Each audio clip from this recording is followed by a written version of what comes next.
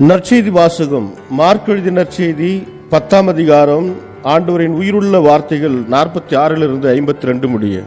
இயேசுவும் அவருடைய சீடரும் எரிகோவுக்கு வந்தனர். அவர்களும் திரளான மக்கள் கூட்டமும் எரிகோவை விட்டு வெளியே சென்றபோது திமேயுவின் மகன் பர்த்திமேயு வழியோரம் அமர்ந்திருந்தார். பார்வையற்ற அவர் பிச்சை எடுத்துக் கொண்டிருந்தார். நாசரேத்து இயேசுதாம் போகிறார் என்று அவர் கேள்விப்பட்டு, இயேசுவே, தாவீதின் மகனே, எனக்கு இரங்கும் என்று கத்தத் தொடங்கினார். பேசாதிருக்குமாறு பலர் அவரை அதட்டினர். ஆனால் அவர், தாவீதின் மகனே, எனக்கு இரங்கும் என்று இன்னும் உரக்க கத்தினார். இயேசு நின்று, அவரை கூப்பிடுங்கள் என்று கூறினார். அவர்கள் பார்வையற்ற அவரை கூப்பிட்டு, துணிவுடன் எழுந்து பாரும், இயேசு உம்மை கூப்பிடுகிறார் என்றார்கள். அவரும் தம் மேலுடைய எறிந்துவிட்டு குதித்தெழுந்து இயேசுவிடம் வந்தார். இயேசு அவரை பார்த்து, உமக்கு நான் என்ன செய்ய வேண்டும் என விரும்புகிறீர் என்று கேட்டார். பார்வையற்றவர் அவரிடம், ரபூனி, நான் மீண்டும் பார்வையடைய வேண்டும் என்றார். இயேசு அவரிடம், நீர் போகலாம், உமது நம்பிக்கை உம்மை நலமாக்கிற்று என்றார்.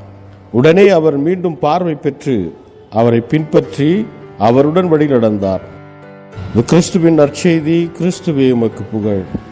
ಮಾರ್ಕ ಅಧ್ಯಾಯ 10 ವಚನ 46 52 ನಂತರ ಅವರು ಜೆರಿಕೋ ಎಂಬ ಊರಿಗೆ ಬಂದರು.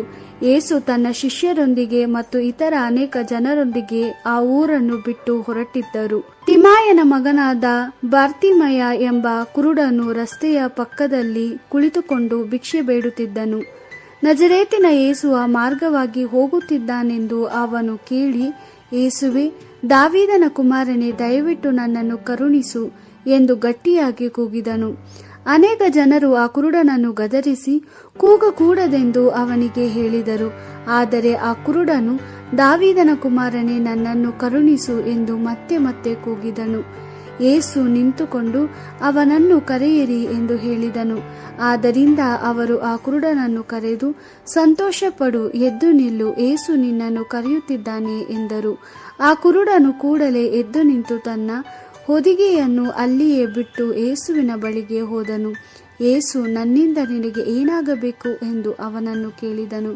ಆ ಕುರುಡನು, ಗುರುವೇ, ನನಗೆ ಕಣ್ಣು ಕಾಣುವಂತೆ ಮಾಡು ಎಂದು ಉತ್ತರಿಸಿದನು. ಯೇಸು, ಹೋಗು, ನೀನು ನಂಬಿದ್ದರಿಂದ ನಿನಗೆ ಗುಣವಾಯಿತು ಎಂದನು. ಆಗ ಅವನಿಗೆ ದೃಷ್ಟಿ ಬಂದಿತು. ಅವನು ಯೇಸುವನ್ನು ಆ ದಾರಿಯಲ್ಲಿ ಹಿಂಬಾಲಿಸಿದನು. ದೇವರ ವಾಕ್ಯವಿದು. ದೇವರಿಗೆ ಕೃತಜ್ಞತೆ ಸಲ್ಲಲಿ. Gospel according to Mark chapter 10 verse 46 to 52. They came to Jericho, and as Jesus was leaving Jericho with his disciples and a large crowd, a blind beggar, Bartimaeus, the son of Timaeus, was sitting by the roadside. On hearing that it was Jesus of Nazareth passing by, he began to call out, Jesus, son of David, have mercy on me. Many people scolded him and told him to keep quiet, but he shouted all the louder, Son of David, have mercy on me. Jesus stopped and said, Call him. So they called the blind man, saying, Take heart, get up, he is calling you. He immediately threw aside his cloak, jumped up and went to Jesus. Then Jesus asked him, What do you want me to do for you? The blind man said, Master, let me see again. And Jesus said to him, Go your way, your faith has made you well.